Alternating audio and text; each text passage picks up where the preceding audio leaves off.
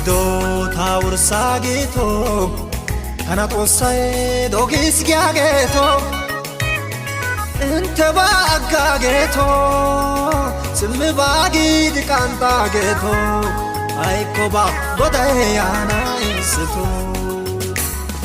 Hidota orattiage Yekki cingido saga chiage Tenkida duva koyage Aikida dentiage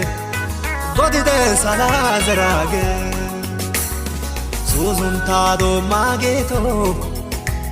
Tabae gam isgiageto Gamida halwazariage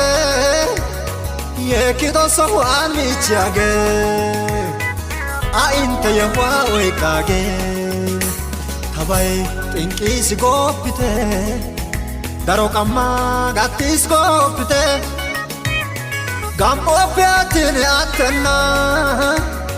Tinki kone sawana Sito bashitwani toshkotana